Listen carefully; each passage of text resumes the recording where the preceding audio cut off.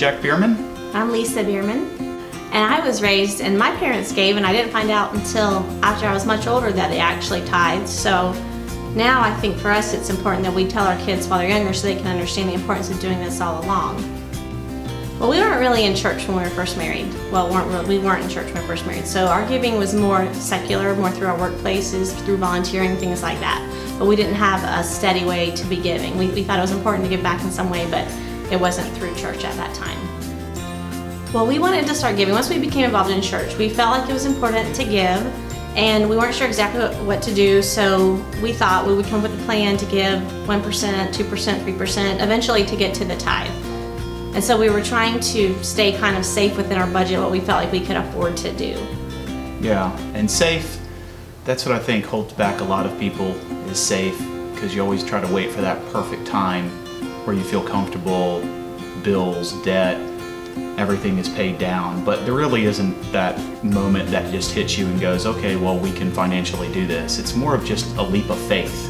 It's to take that step, that uncomfortable step out there. And that's what we did personally, and it's worked unbelievable for us and the things that we've been able to do and accomplish by tithing.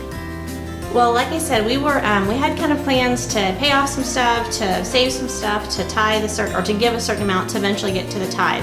And so it wasn't really going that well, and we weren't really saving as much as we wanted to, nor were we paying off what we wanted to, nor were we giving what we wanted to. So after the stewardship campaign last year, we were talking, and I was telling Jack, let's just go ahead and do the 10%. Let's just try it for a month and see what happens. So we did, and it was amazing. And all these things started falling into place in ways I couldn't have imagined. And so we decided to just stick with it, and we just jumped straight to the 10%, and we've been able to do it since then. So an abundance of things have opened up.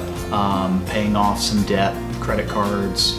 Both of our car payments are paid off. We've been able to pay for summer vacation using cash. We've been able to save money, which we have never been able to do before, and even before tithing. So it's very. And I remember when Lisa told me, "Hey, let's start tithing." I'm like, "Really? That's a lot of money to give, you know? I mean, we still have this and that and that and this to do, but." I believe what she was hearing from God, and we did it, and it's been amazing for almost 10 months, I guess, you know, tithing each and every month. Doors have just opened up in regards to, you know, what we've been able to do, which we never thought we would be able to do, at least at this point in our life. And we are so grateful for that blessing.